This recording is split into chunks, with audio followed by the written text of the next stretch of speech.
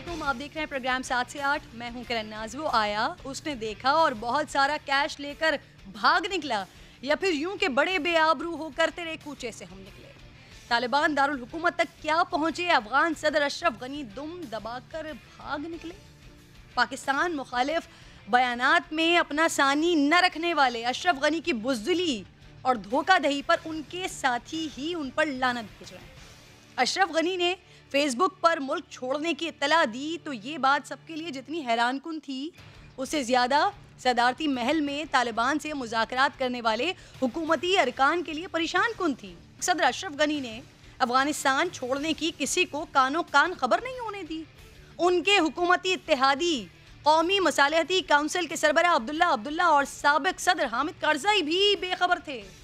اس بے وفائی پر دل برداشتہ عبداللہ نے ویڈیو پیغام میں کہا کہ کابل کو تنہا چھوڑنے پر اشرف غنی خدا کو جواب دہ ہوں گے. افغان وزیر دفاع جو ان کا دفاع کرتے رہے، وہ انہیں بھی دغا دے گئے. جنرل بسم اللہ محمدی نے کہا اشرف غنی نے ہمارے ہاتھ ہماری پیٹھ کے پیچھے باندھے اور وطن کو بیچ دیا. غنی اور اس کے گروہ پر لعنت ہو. یہ اور بات ہے کہ اس ٹویٹ کے کچھ ہی دیر بعد افغان وزیر دفاع خود بھی بھاگ نکلے. اشرف غنی کی ناظرین فرار بھی اسی طرح ہوئی ہے جیسے وہ صدر بننے کے لیے کابل ایئرپورٹ پر اترے تھے، یعنی حامیوں کے ہجوم کے بغیر، تنہا اور اکیلے. کہتے ہیں نا کہ وقت بڑی ظالم شے ہے. پاکستان کے خلاف ہرزہ سرائی کرنے والے کو ذلیل و رسوا ہوتے دیکھ کر اس بات پر یقین اور پختہ ہوتا جا رہا ہے.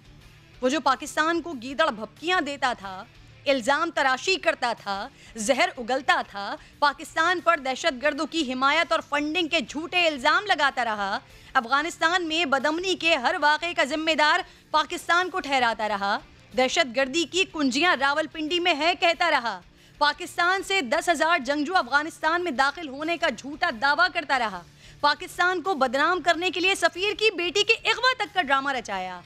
کیا کچھ ہے جو اس شخص نے نہیں کیا، جس نے پاکستان میں شر پھیلانے والوں کو اپنی حکومت کی چھتر چھایا دی. بھارت نے جس کی حکومت کے ذریعے سرکاری ذرائع استعمال کرتے ہوئے پاکستان کے خلاف دہشت گردوں کی مدد کی. بھارتی کونسل خانے NDS اور را کے دہشت گردوں کی پناہ گاہیں بنے رہے، لیکن اس شخص کی گیدڑ بھپکیاں نہ اس کی ناکامی چھپا سکی، نہ اس کا اقتدار بچا سکی. پھر بھی عذر گناہ بدتر از گناہ کے مصداق اشرف غنی اپنی قوم سے معافی اور اس حرکت پر شرمندہ ہونے کے بجائے فرما رہے ہیں خون ریزی روکنے کے لیے افغانستان سے نکلنے کا انتخاب کیا. وہ اشرف غنی جو افغانستان کو اپنی جاگیر اور پاکستان پر الزامات کو اپنا استحقاق سمجھتا تھا، وہ اشرف غنی جو خود شیشے کے گھر میں بیٹھا دوسروں کو پتھر مارتا رہا، آج قدرت کے انتقام کا نشانہ بن گیا ہے. تاریخ میں اب اس کی حیثیت ایک شخص، خوردہ شخص اور غدار وطن سے زیادہ کچھ نہیں ہے. پچھلے 15 دن سے افغانستان میں ہو کیا رہا ہے؟ جو صرف ایک ہفتے کے دوران ناظرین کیا سے کیا ہو گیا، افغانستان کا تو نقشہ ہی بدل گیا ہے. اس پر تفصیلی طور پر بات کرنے کے لیے اور پاکستان کی لائن کیا ہے اس پر بات کرنے کے لیے مجھے مشیر برائے پارلیمانی امور، سینئر رہنما پاکستان تحریک انصاف مجھے جوائن کر چکے ہیں. بابر اعوان صاحب، بہت بہت شکر گزار ہوں سر آپ کے قیمتی وقت کی. سب سے پہلے کیونکہ سر قومی سلامتی کا اجلاس ہوا ہے آج، اس حوالے سے ڈسکشن ہوئی ہے، بات ہوئی ہے، تفصیلی بریف ہوئی ہے، تو میں اس پر بات کرنا چاہ رہی تھی آپ سے. کیا فیصلے ہوئے ہیں سر؟ بسم اللہ الرحمن الرحیم. Thank you very much. پہلی بات یہ ہے کہ 6 لائنیں ہیں جو ضرور قوم کو بتانی چاہیے. سب سے پہلے تو یہ ہے کہ پاکستان نے ایمرجنگ سچویشن کو کئی مہینوں سے بہت غور کے ساتھ دیکھا، اور اس کے بعد پاکستان کے وزیر اعظم نے 3 نکات سامنے رکھے تھے. اور سب سے پہلا نقطہ یہ تھا کہ ہم پاکستان کی طرف سے اپنی سرزمین کو کسی پراکسی جنگ کی سہولت کاری کے لیے کبھی بھی آفر نہیں کریں گے، جس کو ایبسولوٹلی ناٹ کہا گیا. اس کا دوسرا حصہ جو اس سے بھی پہلے تھا وہ یہ تھا کہ پاکستان کے پرائم منسٹر عمران خان نے کہا کہ ہم کسی کانفلکٹ کا حصہ کبھی نہیں بنیں گے، پیس پروسیس میں اپنا کردار ہمیشہ کی طرح اب بھی پاکستان بڑا پروگریسولی ادا کرتا رہے گا. اور پھر آخری حصہ یہ تھا کہ افغانستان کے اس سارے جو ڈیکیڈز لانگ کئی اشروں کی جو کانفلکٹ تھی، اس کا سب سے بڑا وکٹم پاکستان ہے. 70-80 ہزار ہماری جانیں گئی، اور ہمیں جو نقصان پہنچا وہ ناقابل تلافی ہے، مالی طور پہ بھی اور دوسرا بھی. یہ ایک پہلو تھا اس کا. آج اس کو ری ایٹریٹ کیا گیا ہے اگلے لفظوں میں، جو ایمرجنگ سچویشن ہے اس میں، وہ میں بتا دیتا ہوں 3 باتیں آپ کو. سب سے پہلی بات یہ کہ پاکستان سارے ذرائع اور وسائل استعمال کرے گا جو لوگ انٹرنیشنل کمیونٹی کے یا انٹرنیشنل وہاں پہ جو ڈپلومیٹس ہیں وہ یا جرنلسٹ اور دوسرے جو پاکستانی سٹاف ہے وہ جو ان میں سے ان کو لانا کس طرح ہے اور پاکستان کس طرح سے فیسیلیٹیٹ کر سکتا ہے. میں رات کو میری ملاقات ہوئی جو افغانستان میں ہمارے ایمبیسڈر ہیں, تو انہوں نے بتایا تھا کہ پاکستان کی جو انٹرنیشنل ایئر لائن ہے فلیگ کیریئر, اس نے سب سے زیادہ آپریشن کیے ہیں وہاں سے کابل سے یہاں لوگوں کو لانے کے لیے جو لوگ وہاں سے نکلنے کے خواہشمند تھے. ایک دوسرا یہ کہ انٹرنیشنل کمیونٹی کو کال دی گئی ہے پاکستان کی نیشنل سیکورٹی کونسل کی طرف سے, جس کے 3 حصے ہیں. پہلا اس کا حصہ یہ ہے کہ پاکستان وکٹم ہے, دوسرا اس کا حصہ یہ ہے کہ پاکستان چاہتا ہے کہ ریکنسٹرکشن میں پوری انٹرنیشنل کمیونٹی اپنا رول پلے کرے, اور اس کا تیسرا اور سب سے امپورٹنٹ حصہ میرے نقطۂ نظر سے یہ ہے کہ پاکستان کی جو قربانیاں ہیں اس سارے عرصے میں دی گئی ان کو انٹرنیشنل کمیونٹی ریکگنائز کرے, ان کو تسلیم کیا جائے کہ پاکستان نے وکٹم کے طور پہ کتنی قربانیاں دی ہیں. دوسری جو لائن ہے وہ یہ ہے کہ ہم جو آنے والے حالات ہیں ان کو دیکھتے ہوئے پاکستان کے اندر بہت سارے لوگ آنا چاہتے ہیں, جس طرح سے انٹرنیشنل مانیٹری فنڈ اور دوسرے کئی ادارے ہیں جو پاکستان سے بیٹھ کے اپنے ان آپریشنز کو جو افغانستان میں وہ کرنا چاہتے ہیں, امداد کے ریکنسٹرکشن کے اور بحالی کے کام میں, وہ پاکستان سے کرنا چاہتے ہیں. They are most welcome.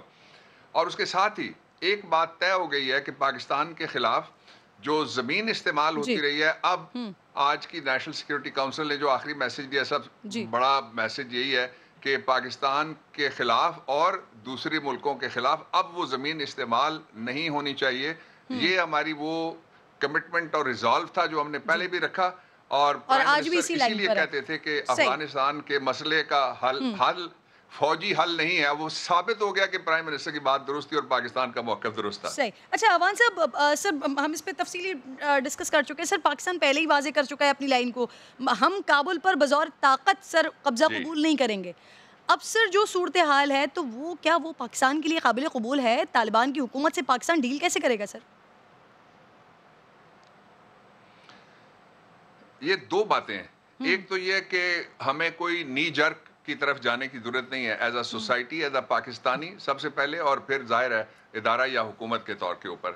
جو وہاں کی سچویشن ہے وہ اتنی تیزی سے ایوالو ہوئی ہے کہ امریکہ نے وہاں 31 اگست کی ڈیٹ رکھی ہوئی تھی, اور آج پورا امریکہ کا جو میڈیا ہے وہ یہ بات کہہ رہا ہے کہ کیوں صحیح طریقے سے وہ سچویشن کو ریڈ اور جج نہیں کر سکے.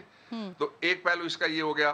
اس کا دوسرا پہلو یہ ہے کہ جو کچھ بھی افغانستان کے اندر فارمیشن آف دی گورنمنٹ ہوگی یا انٹرم گورنمنٹ ہوگی یا جو بھی سسٹم آئے گا, وہ سسٹم نہ ہم نے بنانا ہے اور نہ ہی ہمیں اس میں ایک حوالے سے اس میں کوئی ہمارا رول ہونا چاہیے. ہم نے پہلے ہی یہ کہا ہوا ہے کہ وی ہیو نو فیوریٹس ان افغانستان, کہ وہاں ہمارا کوئی پیارا بچہ کوئی نہیں ہے, سارے ہمارے پیارے بھائی ہیں کہ ہم کسی کو گود لے لیں ایک کو.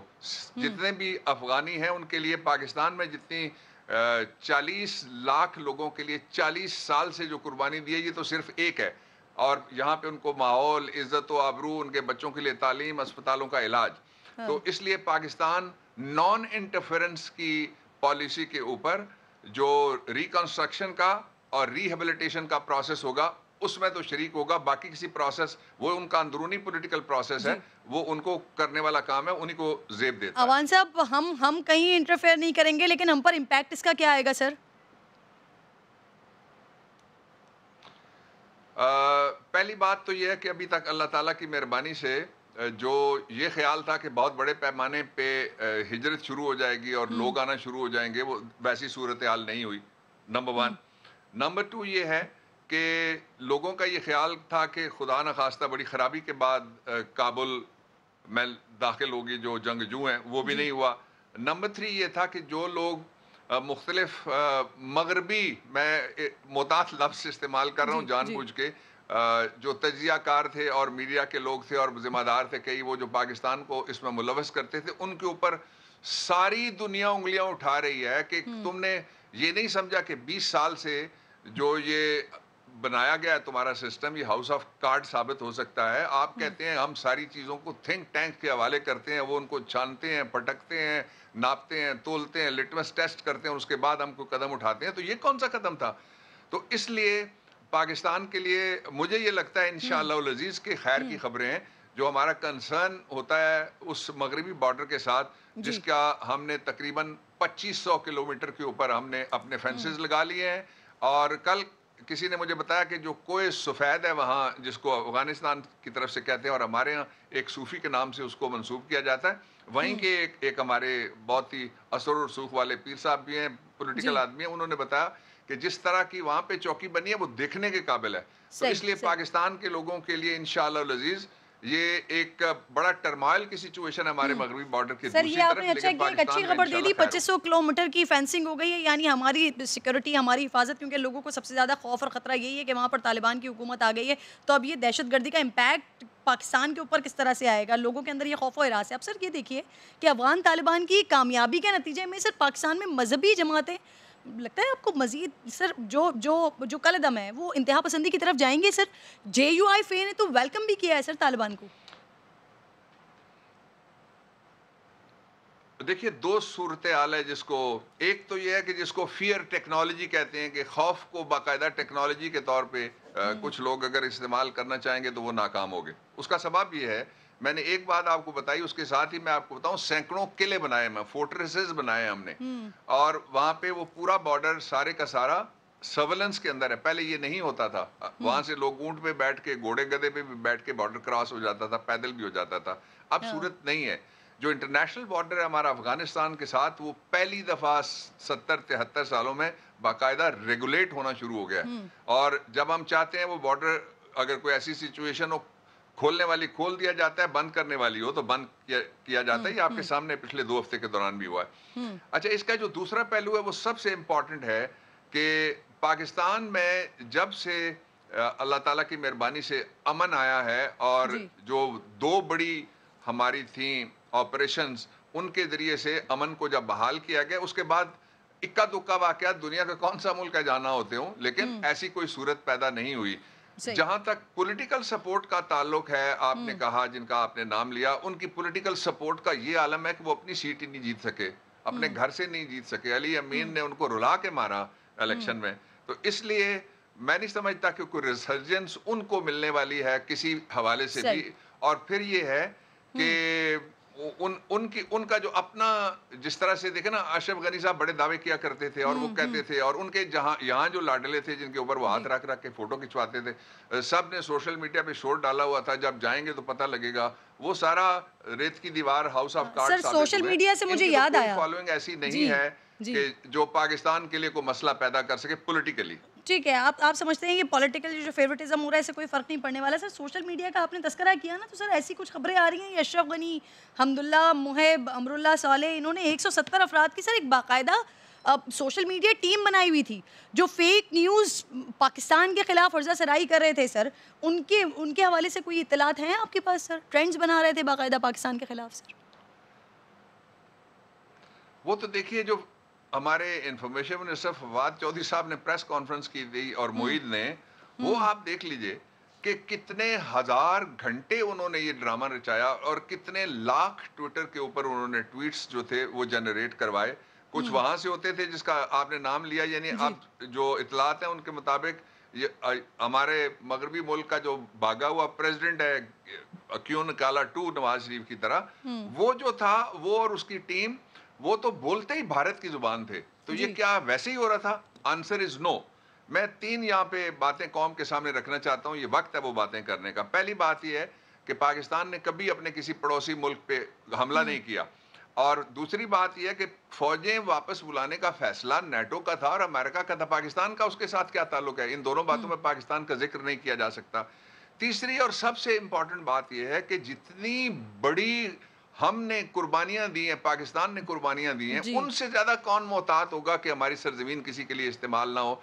इसीलिए वो 3 हवाले जो शुरू में बताए मैंने, कि एक तो ये कि हम प्रॉक्सी नहीं बनेंगे, दूसरा हम कॉन्फ्लिक्ट में शिरकत नहीं करेंगे, और तीसरा अपनी जमीन इस्तेमाल नहीं होने देंगे, हिस्सादार होंगे। सर मुझे बताइए, पॉलिसी इसीलिए बनी। सर हम आप ऑलरेडी इस बारे में डिस्कस कर चुके हैं। आपने मोस्ट वेलकम कहा उन लोगों को जो वहाँ से आ रहे होंगे, लेकिन ऐसा नहीं हुआ, महाजरीन भी नहीं आए। लेकिन सर अगर आते हैं, क्योंकि अब ये सिचुएशन आगे बढ़ेगी मजीद, तो उसके लिए पाकिस्तान की हिकमत अमली क्या है? सर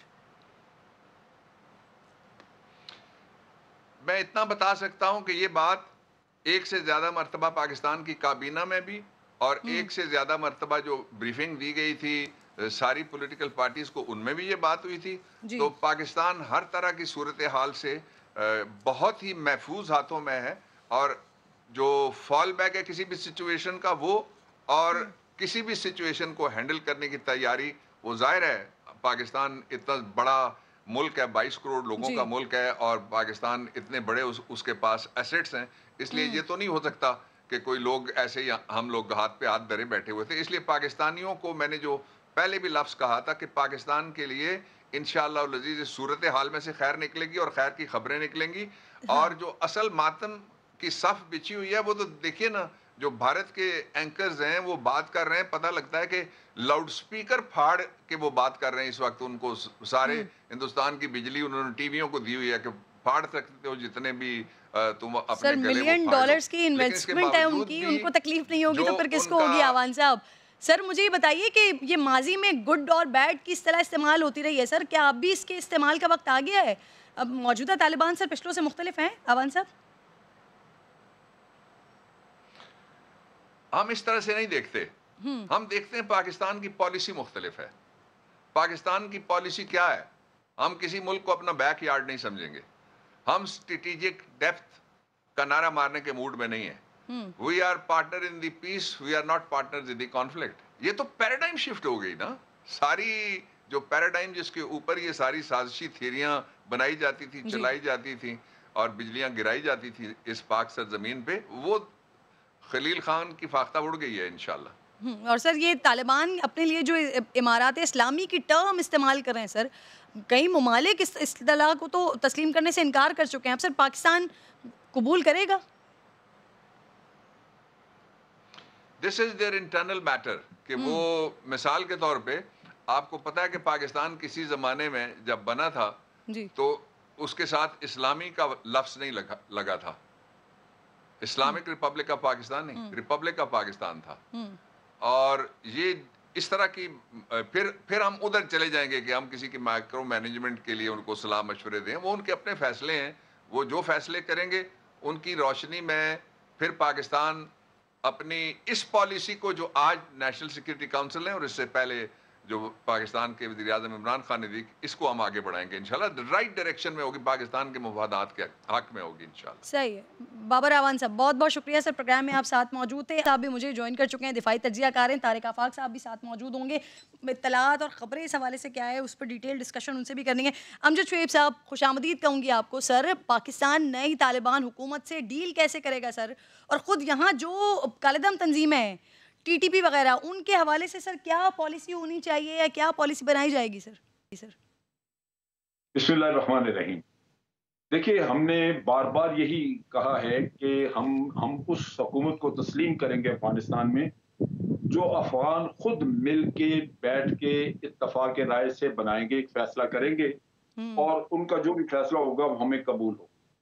کیا آج اس حکومت کو جو طالبان کی ہے اس کو ہم کہہ سکتے ہیں کہ یہ اتفاق رائے سے بنی ہے؟ یہ اتفاق رائے سے نہیں بنی ہے. چنانچہ اس حکومت کو ابھی مذاکرات کرنے ہوں گے تمام سٹیک ہولڈر سے. یہ تو پہلا مطالبہ آج پورا ہوا ہے کہ اشرف غنی کو یہ کہتے تھے کہ یہ اشرف غنی سے بات نہیں ہوگی، اشرف غنی چلا گیا، پہلا مطالبہ پورا ہو گیا. اب مذاکرات ہونے چاہیے جہاں پہ بات چیت ہو اور یہ طے ہو کہ آگے آپ نے کرنا کیا، اور یہ انہی کا فیصلہ ہو جو سٹیک ہولڈرز وہاں پہ ہیں. جب یہ اتفاق رائے ہو جائے گا، ایک متفقہ فیصلہ ہو جائے گا، تو پاکستان کو بھی کوئی اعتراض نہیں ہوگا، چائنا کو بھی نہیں ہوگا، کیونکہ تمام ممالک جو ہیں ان کا ایک ہی یہ رہا ہے کہ افغان لیڈ افغان اون فیصلہ ہو، اور جو افغان فیصلہ کریں گے وہ ہم قبول کریں گے. لہذا میرا خیال ہے کہ یہ سارے ملک مل کے اس وقت اس کو ریکگنائز بھی کر سکتے ہیں گورنمنٹ کو. دوسری بات یہ ہے کہ اگر تو اتفاق رائے سے حکومت بنے گی تو پھر وہ جو حکومت ہوگی اس کی رٹ ہوگی پورے افغانستان پہ، افغانستان کے کونے کونے پہ ان کی عملداری ہوگی. لہذا وہ کسی کو وہاں سے ٹیررزم نہیں کرنے دیں گے، کیونکہ انہوں نے اس چیز کی انڈرٹیکنگ دی ہے، گارنٹی دی ہوئی ہے. لیکن اگر ایسی حکومت بنتی ہے جس میں کہ کچھ لوگ اس سے متفق نہیں اور وہ اس کا حصہ نہیں بنتے، تو پھر وہ اپنے پاور سینٹرز بنائیں گے اور کسی نہ کسی کی پراکسی بن جائیں گے. بھارت کی پراکسی بن جائیں گے، امریکہ کی بن جائیں گے، کسی اور کی بن جائیں گے، تو پھر وہاں سے ٹیررزم ہوتا رہے گا.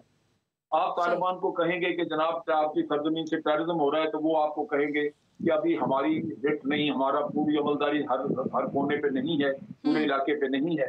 جب ہوگی تو پھر ہم آپ کو یہ گارنٹی پوری کر کے دیں گے. تو یہ خدشہ، یہ مسئلہ ابھی موجود ہے.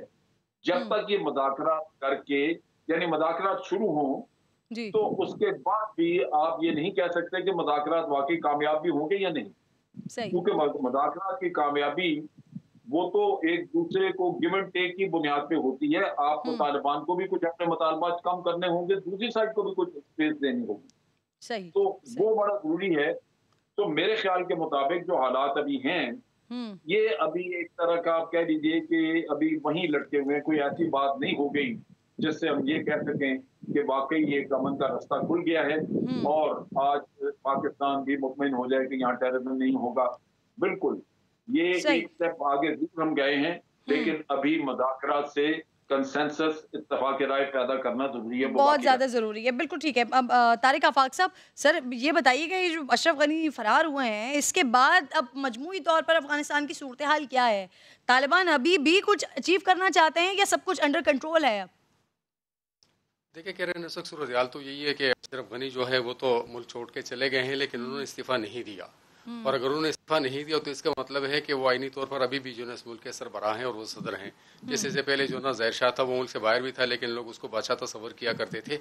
تو انہوں نے ایک ٹیکنیکل جو نا ایک کام تو یہ چھوڑا ہوا ہے وہاں پہ کہ وہ فرار ہو گئے ہیں, وہ تاجکستان چلے گئے یا تاجکستان کے راستے جو رومان چلے گئے جہاں پر بھی ہیں, لیکن انہوں نے استعفیٰ نہیں دیا تھا. اب اس صورتحال میں جو نا طالبان تو یقیناً وہ آگے تھے, حالانکہ ان کا کوئی ارادہ نہیں تھا طاقت کے زور پہ جو نا قبل میں داخل ہونے کا, لیکن پھر حالات ایسے بن گئے تھے کہ پولیس بھاگ گئی تھی, قانون نافذ کرنے والے جو ادارے تھے وہ بھاگ گئے تھے, شہر میں جو لوٹ مار کا جو خدشہ پیدا ہو گیا تھا اس کی وجہ سے پھر طالبان نے مجبوراً کابل شہر کے اندر یہ ٹیکنیکل پوائنٹ انہوں نے چھوڑا ہے کہ استعفیٰ نہیں دیا ہے. جو اطلاعات میرے پاس آ رہی ہیں, مجھے کنٹرول روم سے بھی بتایا جا رہا ہے کہ استعفیٰ دے دیا ہے اشرف غنی صاحب نے. سر کنفرم کیجیے گا اس کو. میرے پاس جو انفارمیشن ہے اس کے مطابق تو اس کا استعفیٰ جو نا نہیں آیا. اگر استعفیٰ آ چکا ہوتا آج میڈیا کی جو نا زینت بنا ہوتا, میرے پاس انفارمیشن اسی نہیں ہے. تو یہاں جو نا پھر طالبان جب شہر کے اندر داخل ہوئے اور انہوں نے اس لوٹ مار کے تدارک کے لیے اہم چوکیوں کا مطلب اس چوکیاں سنبھال لی تھی, وہاں پہ فراز دی. اب اس صورتحال میں آپ یہ دیکھیں کہ اس وقت عملاً طالبان وہ تو پورے افغانستان آ چکے ہیں, وہ مسلط ہو چکے ہیں, لیکن اگر آپ دیکھیں تو اقتدار ان کے ہاتھ میں نہیں ہے ابھی. اور اقتدار کے حصول کے لیے آپ ان کو جا کے مذاکرات کی طرف جانا پڑے گا, جس کے لیے عبداللہ جس کے لیے حکمتیار گلبدین حکمتیار اور حامد کرزئی کی اس میں جو نا اس پہ مشتمل ایک کوارڈینیشن کونسل بھی بنی ہے. اب یہ جا کے آ کے مذاکرات کریں گے, پھر یہ دیکھیں گے کہ کس کو جو نا کیونکہ دیکھیں مذاکرات کے ذریعے اگر برسر اقتدار آتے وہ تو الگ بات تھی. اب تو یہ طاقت کے زور پر آ گئے ہیں. سب سے امپورٹنٹ بات یہی ہے کہ یہ مذاکرات جو ہیں وہ ہونے اور اس کے بعد پھر کنسنسس سے اتفاق رائے سے پھر بات آگے بڑھے گی. تو سر وہ کیا اہم پوائنٹس کیا ہیں جو کہ قطر مذاکرات میں طے ہونے ہیں؟ سر امجد صاحب دیکھیں, مذاکرات میں سب سے امپورٹنٹ چیز یہ ہے کہ جو طالبان طرز حکومت لانا چاہتے ہیں, جس طرح کی شریعت وہ نافذ کرنا چاہتے ہیں, کیا وہ سارے سٹیک ہولڈرز اس کو مانتے ہیں, قبول کرتے ہیں؟ کیونکہ آپ نے دیکھا کہ سب سٹیک ہولڈر جو ان کے طالبان کے علاوہ جو باقی گروپس ہیں سارے, انہوں نے وہ امریکہ کی دی ہوئی جمہوریت جو تھی اس کو اپنایا ہوا تھا. وہ اس جمہوریت کے ساتھ وہ خوش تھے بالکل. اب یہ ایک سسٹم جو کہ طالبان دینا چاہ رہے ہیں, جو کہ شریعت وہ سمجھتے ہیں اس کے مطابق, تو پہلے تو اس کی قبولیت ہونی چاہیے. اب اس میں کئی شکوک و شبہات ہوں گے, جیسے خواتین کے حقوق کی ہم بات کرتے ہیں یا وہ سزاؤں کی بات ہے بہت ساری. تو کیا طالبان جو ہم جسے کہتے ہیں کہ اب ریفارم طالبان ہیں, پہلے سے بہتر ہیں, کیا انہوں نے اپنے خیالات میں کوئی تبدیلی کی ہے؟ تو یہ چیزیں ہوں گی جو ڈسکس ہوں گی اور ان کی ایکسیپٹیبلٹی ادھر آئے. اسی طرح پھر شراکت داری ہے, حصہ ہے. عبداللہ کو کیا ملتا ہے ساری گیم میں؟ حامد کرزئی کے گروپ کو کیا ملتا ہے؟ جو ہزاراز ہیں ان کو کیا ملتا ہے؟ اگر شراکت داری نہیں ہے اور حکومت صرف طالبان ہی کریں گے تو باقی سارے پھر وہ احساس محرومی آئے گا کہ ہمیں تو کچھ نہ ملا سارے کھیل میں. تو یہ وہ چیزیں ہیں جو کہ ڈسکس کرنی ہیں ان لوگوں نے, اور پھر جا کے کنسنسس ڈیولپ ہوگا جب سب لوگ متفق ہو جائیں, متفق ہوں گے. سر امجد صاحب ایک خیال, سر ایک کچھ ہلکے یا ایک ہلکے کا سر یہ بھی خیال ہے کہ امریکہ کو شکست ہوئی ہے, نہ وہ کہیں گیا ہے, وہ یہیں پر ہی ہے اور اپنے منصوبے کے عین مطابق سر وہ آگے بڑھا ہے. طالبان حکومت بھی کسی خفیہ ڈیل کا شاخسانہ ہے امجد صاحب؟ نہیں, میں آپ کو ایکسپلین کرتا ہوں. शिकस्त नहीं हुई, लेकिन जो कुछ वो चाह रहे थे वो हुआ नहीं, उसके मुताबिक चीजें नहीं चली। मेरा अपना अंदाजा है कि जिस तरह वो निकल गए अचानक, बगैर कोई मामला हल कराए, बगैर कोई इनकी मुज़ाकरात के ऊपर इनको बैठाने के बगैर वो चले गए, वो यहाँ पे चाहते थे कि ये इंस्टेबिलिटी कायम रहे, ये लड़ते मरते रहें, ताकि जो सी पैक है या चाइना जो एक्सटेंड करना चाहता है वो ये ना कर सके, क्योंकि दुनिया सब जगह पे वो चाइना को कंटेन कर रहे हैं। तो ये तो नहीं करेंगे कि इतने पैसा लगा के और अफगानिस्तान को पुरअमन बना के चाइना के हवाले कर दें कि अब आप अपना इसका फायदा उठाएं, वो तो नहीं है।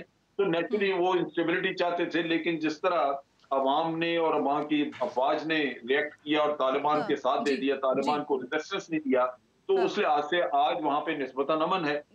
और कल को अगर कंसेंसस भी हो जाता है तो चाइना फायदा उठाएगा, लिहाजा ये करेंगे ये कि बावजूद एक बड़ा इंपॉर्टेंट क्वेश्चन करना है सर मैंने आपसे, फिर उसके बाद मैंने ब्रेक लेना है सर। ये जो भारत अमेरिका ये अफगानिस्तान के सर, अफगानिस्तान में चौधरी बना बैठा हुआ था सर, अब आपको लगता है और फिर अमेरिका के आशीर्वाद से अब ये मुकम्मल मलियामेट हो चुका है, या फिर तालिबान की हुकूमत में भी उसे वो ताउन मिलेगा जो करज़ई या गनी हुकूमतों को हासिल था सर, में हासिल था इसको भारत? मैं वही बात एक्सप्लेन करने लगा था जी।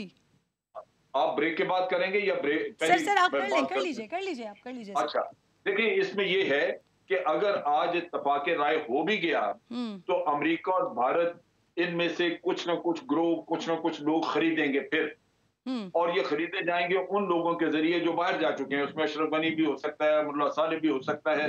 ये लोग जो बाहर चले गए ये खतरनाक साबित होंगे। ये लोग जो है ये यहाँ पे फिर कोई शाखसाना रखेंगे जिससे भारत अपना फायदा उठाना चाहेगा, और अगर साल 6 महीने अमन रहता है तो उसके बाद भी कोई ना कोई ऐसा ग्रुप निकल सकता है जो कि पैसे के लिए, क्योंकि अफगानिस्तान में पैसे की लालच ये पिछले 20 साल में बहुत बड़ी है, करप्शन बहुत ज्यादा हुई है, और अब CIA और भारत का पैसा दोबारा अगर आना शुरू हुआ लगा तो फिर कुछ ना कुछ लोग काम करना शुरू करेंगे। तो उसमें फिर दहशतगर्दी हो सकती है, कोई ऐसा वहां पे कोई इंसर्जेंसी हो सकती है, नॉर्दर्न लाइन से निकल आए कोई वहां मगरबी जो चले गए, ये खुद ही खतरनाक हो सकते हैं। बहुत बहुत शुक्रिया आपका, साथ मौजूद है आप तारिक आफाक साहब, आप दोनों मेहमानों का शुक्रिया। एक ब्रेक ले रही हूँ नाज़रीन, ब्रेक के बाद वापस आती हूँ।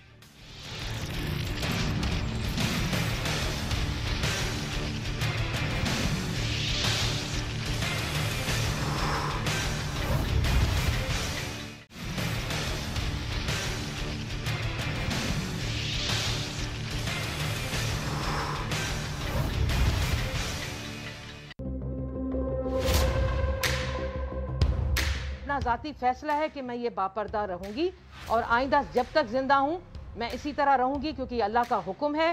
पिछले अल्लाह पाक मेरे गुनाह माफ़ करे जो मैंने किया, और मैं इससे किसी को पाबंद नहीं कर रही हूँ कि नुसरत सहर अब्बासी कह रही है कि नहीं मैंने ये किया है तो आप भी करें। ना ना ना ना, ये आपका और अल्लाह का मामला है। मैं उन तमाम खवातीन से जो मुझे सुन रही हैं, वो पॉलिटिशियन हो, वो किसी भी प्रोफेशन से हो, आम औरत हो या किसी इदारे में काम करती हो, ये अपने अंदर अल्लाह की तरफ से कोई एक चीज़ आती है, मेकअप करना, फैशन करना, बाहर निकलना और एकदम से अपने आप को फुल इस तरह ढांप लेना, तो ये इतना आसान नहीं होता, लेकिन आसान अल्लाह करवाता है। वो जब दिल में डाल देता है तो फिर दुनिया की परवाह नहीं होती, क्योंकि मुझे पता है कि मुझे मरना है। आप सबको पता है हमें मरना है, हमें नहीं पता कि हमारा मौत किस वक्त लिखी है। फंक्शन लीग की रहनुमा है, सिंध की MP है नुसरत सहर अब्बासी साहिबा, जिन्होंने हिजाब करना शुरू कर दिया है, और हिजाब और नकाब की ये वीडियो भी उन्होंने जारी किया है, जिसमें उन्होंने कहा कि अल्लाह पाक जिसके दिल में जिस वक्त ईमान डालता है इंसान उसको कबूल कर लेता है। बेशक ऐसा ही है। नुसरत सहर साहिबा इस वक्त हॉस्पिटलाइज हैं, और नाज़रीन मुझे लगता है कि इन वबाई हालात ने आवाम को दीन से या अल्लाह रब्बे ज़ुल जलाल से मज़ीद करीब कर दिया है। गुज़िश्ता साल नून लीग की MNA रुमीना खुर्शीद साहिबा, उन्होंने इस्लाम कबूल किया था। नुसरत सहर अब्बासी साहिबा इस वक्त मुझे प्रोग्राम में ज्वाइन कर चुकी हैं। मैं आपको बहुत बहुत खुशामदीद के साथ साथ बहुत बहुत मुबारकबाद भी देती हूँ। नुसरत साहिबा सबसे पहले तो ये बताइए कि ये ख्याल कैसे आया हिजाब का, किस चीज़ से मोटिवेशन आपको मिली, क्या पहले से इस बारे में सोच रही थी या फिर ये अचानक बड़ा ख्याल आया आपको? अस्सलाम वालेकुम किरण। अस्सलाम वालेकुम। अच्छा, पहले आपने तस्दीक कर दूं, आपने इंट्रो में कहा कि मैं अस्पताल में ज़ेरे इलाज हूँ। अल्हम्दुलिल्लाह मैं बिल्कुल ठीक हूँ। अस्पताल में तो मैं 15-20 दिन पहले एक दिन के लिए गई थी। اور اس ایک دن ایک رات نے اللہ تعالیٰ نے مجھے اسپتال میں پتہ نہیں کیا کیا دکھایا اور کیا کچھ میں نے وہاں آس پاس مریضوں کی حالت دیکھی اور ان کی کنڈیشن تو اللہ سب کو موت کو قریب قریب سے دیکھ کے آئی ہوں. تو میں اب ٹھیک ہوں, میں اپنے گھر پہ ہوں, میں تو امی کے پاس بھی ہو کے آ گئی ہوں. کورونا کے بعد کچھ ٹائم امی کے ساتھ ایک ہفتہ گزارا ہے. آئی ایم پرفیکٹ اللہ الحمدللہ. یس, آپ کا کوشچن تھا کہ یہ آپ انسپائر ہوئی ہیں یا کچھ, یہی کچھ پوچھا تھا. بالکل بالکل, میں یہی پوچھنا چاہ رہی تھی آپ سے. انسپائر ہوئی ہوں اللہ کی ذات سے, تو ہم سب انسپائر ہیں, اس کے بندے ہیں, ہماری جان اس کے پاس ہے, زندگی موت کا مالک ہے. اس کے بعد اپنے نبی پاک صلی اللہ علیہ وآلہ سے ہر مسلمان انسپائر ہے, ہر مسلم, بلکہ غیر مسلم بھی انسپائر ہے ہمارے نبی پاک صلی اللہ علیہ وسلم سے اور ان کی آل سے. بس یہ ہے کہ یہ یقین مانو 4 اگست میری زندگی میں کبھی نہیں بھولے گا, کبھی بھی نہیں, کیونکہ اس دن میں نے یہ پردہ کیا. اس دن میں اسمبلی بھی گئی, اس دن میں جناح ہاسپٹل بھی گئی, اس دن میں گورنر ہاؤس میں کام تھا ادھر بھی گئی اسی پردے میں, اور بہت سارے کام کیے میں نے. تو 4 اگست میری زندگی میں پہلی بار میں نے پردہ کیا. بس پھر یہ ہے کرن کہ بس اللہ تعالیٰ نے دیا کہ جو ہے, اللہ کو حکم تو یہی ہے قرآن پاک میں. اب ہم قرآن پاک پڑھتے کب ہیں, ہم قرآن پاک پہ عمل بھی نہیں کرتے, صاف ستھرا کر کے رکھ دیتے اوپر. اس قرآن پاک کو پڑھنا بھی ہے, اس کے ترجمے کو پڑھو کہ اللہ نے یہ قرآن جو اتارا نبی پاک صلی اللہ علیہ وآلہ وسلم کو ہدایت کی جبرائیل علیہ السلام کے ذریعے کہ جاؤ لوگوں کو بتاؤ کہ یہ سورہ احزاب میں یہ پردہ ہے جس میں اپنی بیویوں, اپنی مائیں بہنوں بیٹیوں اور مسلمان مومنین عورتوں کو بولو کہ اپنے آپ کو چادروں سے ڈھانپ لیں تاکہ وہ کسی کو پہچان میں آ جائیں. پہچان میں آ جائیں مطلب پہچان میں آ جائیں مطلب پتہ چل جائے کہ یہ برقعے میں فلاں کی بیوی ہے, تاکہ لوگ اس سے ڈسٹینس میں ہو جائیں, اس سے فاصلہ رکھیں. تو یہ ہے, اللہ نے یہ ہدایت دی, پڑھا, اور پھر خوف موت کا اور یہ ساری چیزیں مل ملا کے کرن اللہ نے دیا. مجھے اتنا آسان نہیں ہے. سورہ احزاب میں, سورہ نور میں, سورہ نساء میں, بے شک جہاں جہاں عورت کے حقوق کی بات کی گئی ہے وہاں وہاں پردے کے حوالے سے بھی بات کی گئی ہے. مجھے بتائیے نصرت صاحبہ کہ آپ ماشاءاللہ بعمل ہوئیں, حجاب آپ نے اس کا آغاز کر دیا, تو اب کیا آپ قرآن پاک کی ترجمہ تفسیر کی طرف بھی جا رہی ہیں, وہ بھی پڑھ رہی ہیں, کسی سے باقاعدہ تعلیم حاصل کر رہی ہیں اس کی؟ کرن میں باقاعدہ اب پڑھ رہی ہوں, خود پڑھ رہی ہوں, اور ترجمہ تو کافی عرصے سے پڑھ رہی ہوں. اللہ نے بڑا کرم کیا ہے, باقاعدہ سورہ کہف, یہ پہلے تو تلاوت کرتے تھے, سمجھ نہیں آتا تھا, بس پڑھے جا رہے ہیں زور زور سے, جلدی جلدی پڑھ کے. لیکن اب اللہ نے یہ کرم کیا کہ پڑھتی ہوں تو نیچے جو لفظ آتا ہے اس کا ترجمہ پڑھتی چلی جاتی ہوں, تو ایک بہت ساری چیزیں کھل رہی ہیں سامنے کہ سورہ کہف میں کیا کہہ رہے ہیں اللہ پاک, سورہ یاسین میں کیا کہہ رہے ہیں, سورہ رحمان میں کیا کہہ رہے ہیں. اللہ نے تو جگہ جگہ ہدایت کی ہے. اب بندہ ہے ہدایت تو سنے نا, وہ ادھر شیطان اپنا کام کر رہا ہے, اللہ نے کہا جا تو اپنا کام کر. میرا بندہ جس کے دل میں ذرا سی بھی میری ایمان کی طاقت ہے, روشنی ہے, اس کو تو نہیں بہکا سکتا, اسے میں اپنی طرف لے جاؤں گا. جس کو تو نے اپنی طرف لے جانا ہے اس کو کر, اس کے لیے جہنم تیار ہے. میرے ایمان والے بندے جو ایمان لے کر مجھ پر آئے ان کی حفاظت میں کروں گا. تو بس یہ ہے وہ اللہ کی جو تھوڑی بہت نصرت صاحبہ ماشاءاللہ ماشاءاللہ, مجھے بتائیے کہ یہ تمام گھرانہ آپ کا, آپ کی بیٹی, آپ کا بیٹا, آپ کے ہسبینڈ, یہ تمام گھرانے کے اوپر اس کا اثر ہوا ہے, یا پھر کہیں سے فیملی کی طرف سے اعتراض تو نہیں آیا, ہسبینڈ کی طرف سے یا بیٹے کی طرف سے یا دیگر لوگوں کی طرف سے؟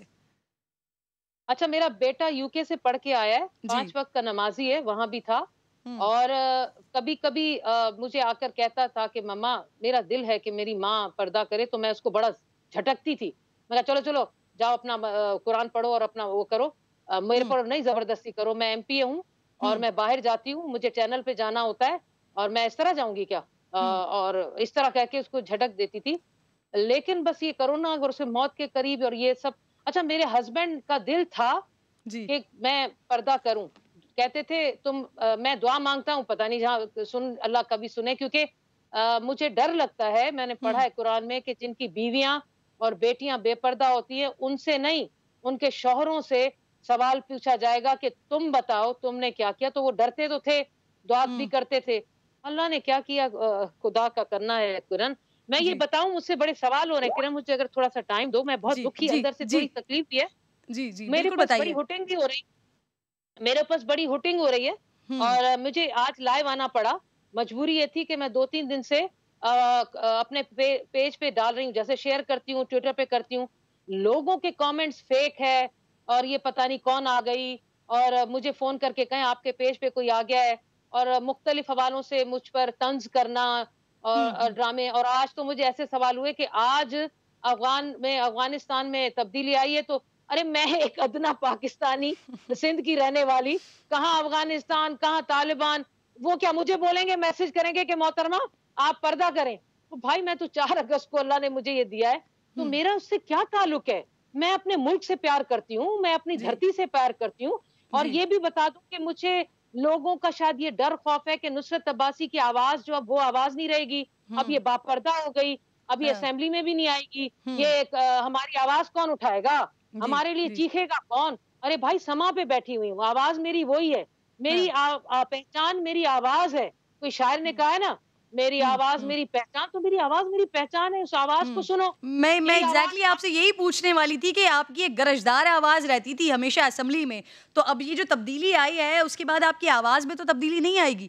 پلس یہ جو ہوٹنگ والی آپ بات کر رہی ہیں، یہ صرف عوام کی طرف سے ہو رہا ہے یا 4 اگست کے بعد آپ سیشنز بھی اٹینڈ کر رہی ہیں، آپ دیگر جگہوں پر بھی جا رہی ہیں، تو کیا مختلف حلقوں کی طرف سے یا اسمبلی میں بھی آپ کے اوپر آوازیں کسی جا رہی ہیں، اس طرح کی کوئی بات ہوئی ہے، تانے ہوئے ہیں آپ کو؟ اللہ کا کرم ہے، اللہ کا کرم ہے. ایسے لوگ کیونکہ سب مسلمان ہیں نا، اور مسلمان کے بعد غیر مسلم بھی اس چیز کو سمجھتے ہیں. کسی نے کرن مجھ پر سامنے نہیں ہنسے، بلکہ مجھ سے آہستہ آہستہ ڈسٹینس رکھ رہے ہیں. جزاک اللہ خیر. میں حیران ہوں کہ احترام کر رہے ہیں، مجھ سے آنکھیں نہیں ملا رہے، نظریں نیچی کر رہے ہیں، وہی جو میرے چہرے کو دیکھا کرتے تھے. آپ اللہ کے رنگ تو دیکھیں. اور آپ نے کہا تھا میرے فیملی یا میرے بچے یا وہ کسی نے مجھ پر پریشر نہیں کیا. میرا بچہ نصرت صاحبہ جب اس طرح کی تبدیلی آتی ہے تو پھر لوگوں کا سب سے بڑا مسئلہ یہ ہوتا ہے یا سوال یہ ہوتا ہے کہ کنسسٹنسی رہے گی. تو یہ استقامت کے حوالے سے آپ سے سوال ہو رہا ہے، آپ کیا جواب دے رہی ہیں؟ کرن تھینک یو سو مچ. جو مستقل مزاجی ہے نا، یہ اللہ جب کسی اپنی بندی کو مومنہ کو باپردہ کرتا ہے نا، اسے بے پردہ نہیں کرے گا. یہ میں آپ کو بتاؤں، اللہ اسے کبھی بے پردہ نہیں کرے گا. اور میں اپنے رب سے یہ دعا مانگ رہی ہوں، جا رہی ہوں مولا کے پاس زیارت پہ اربین پہ، اور میں وہاں بیبیوں کے پاس دعا مانگوں گی کہ اللہ تعالیٰ، کیونکہ ہمیں تو دعا مانگنی ہے، اے اللہ کبھی ایسا وقت نہ آئے. اب میرا چہرہ صرف میرا شوہر، میرا محرم جتنے بھی ہیں، بیٹا ہے، بھائی ہیں، بس اس کے علاوہ کوئی نہیں میرے محرم. اللہ آپ کو مبارک کرے اور اللہ آپ کو استقامت دے. بہت بہت شکریہ نصرت سحر عباسی صاحبہ. پروگرام میں آپ بات کر رہی تھی، اس حوالے سے آپ نے پردے کا آغاز کر دیا ہے، شرعی پردے کا آغاز کر دیا ہے. آگے بڑھی ہوں ناظرین، اور اب بات کرنے جا رہی ہوں کہ 2 دن گزر گئے ہیں، لیکن سندھ پولیس 14 اگست کی رات کو کراچی کے بلدیہ ٹاؤن میں ہونے والے دستی بم حملے کا کوئی سراغ ہی نہیں لگا پائی ہے. اب تک یہ طے ہی نہیں ہو سکا ہے کہ واقعہ دہشت گردی تھا یا کسی ذاتی دشمنی کی وجہ سے ہوا تھا. 13 افراد، 1 2 نہیں 13 افراد جان بحق ہو چکے ہیں. مقدمہ نہیں ہوا ہے اب تک. احمد رحمان خان مجھے جوائن کر چکے ہیں پروگرام میں. احمد، میں آپ کو خوش آمدید کہوں گی. یہ پولیس اب تک کیوں نوعیت کا تعین نہیں کر سکی ہے؟ یہ جو 10 مشتبہ افراد ہیں، ان کو بھی حراست میں لیا، کون لوگ ہیں یہ؟ ان سے کوئی سراغ مل سکا؟ جی دیکھیں، یہ تو روایتی سی کارروائی تھی جو پولیس کی جانب سے کی گئی کہ جس جگہ پر یہ دھماکہ ہوا ہے بلدیہ ٹاؤن میں، اسی کے اطراف میں ایک آپریشن کیا گیا اور وہاں سے 10 مشتبہ افراد کو حراست میں لے لیا گیا. یہ تو ماضی قریب میں بھی جو ہے وہ پولیس کی یہی پریکٹس رہی ہے کہ جب بھی کہیں کوئی واقعہ پیش آتا ہے تو اس علاقے کے کچھ مشتبہ شخص کو جو ہے وہ حراست میں لیا جاتا ہے، اس واقعے کے حوالے سے پوچھ گچھ کی جاتی ہے. لیکن بڑے افسوس کے ساتھ یہ کہنا پڑتا ہے کہ جو دھماکے میں ملوث عناصر ہیں ان کی نشاندہی تاحال نہیں ہو سکی ہے. پولیس تاحال اس کرائم کا موٹیو نہیں پتہ کر سکی ہے کہ کیوں آخر اس منی ٹرک کو جو ہے وہ نشانہ بنایا گیا، کیوں دستی بم حملہ اس ٹرک میں ہی جو ہے وہ کیا گیا. تو اب تک پولیس کو یہی جو ہے وہ نہیں پتہ چل سکا ہے. پولیس یہ کہہ رہی ہے کہ جو لوگ، جو فیملی اس سے متاثر ہوئی ہے، ان کی جانب سے بھی کھل کے اس بارے میں بات نہیں کی جا رہی ہے، نہ پولیس کو بتایا جا رہا ہے. ساتھ ہی ساتھ پولیس افسران آج بھی انہوں نے جائے وقوع کا دورہ ضرور کیا ہے، جائے وقوع کے اطراف میں وہ گھومے ہیں. جس گھر سے یہ ٹرک روانہ ہوا تھا اور جہاں جا رہا تھا اس پورے راستے کا بھی جو ہے وہ دورہ کیا ہے، لیکن اس کے باوجود پولیس کو کوئی ایسے ٹھوس شواہد نہیں مل سکے ہیں کہ یہ پتہ لگایا جا سکے کہ کیوں اس ٹرک کو نشانہ بنایا گیا. یہ باتیں جو ہے وہ ضرور کی جا رہی ہیں کہ جی 14 اگست کے حوالے سے جو ہے اس ٹرک کو دہشت گردی کی کارروائی جو ہے وہ سمجھا جا رہا ہے. دوسری طرف یہ بھی کہا جا رہا ہے کہ کوئی ذاتی رنجش بھی ہو سکتی ہے. تیسری طرف جو ہے وہ پولیس یہ پہلو بھی دیکھ رہی ہے کہ اسی مقام پر ٹریفک پولیس اہلکار بھی جو ہے وہ ڈیوٹیز جو ہے وہ سر انجام دیا کرتے تھے. ایک بڑی تعداد ہوتی تھی, تقریباً 6 سے 7 اہلکار وہاں پر موجود رہتے تھے ہر وقت. تو کیا ان کو نشانہ بنانے کی میں حیران ہوں کہ ابھی تک صرف کہا جا رہا ہے, مقدمہ کیوں نہیں درج کیا جا رہا ہے؟ متاثرہ جو فیملی ہے وہ تعاون کیوں نہیں کر رہی ہے عمر؟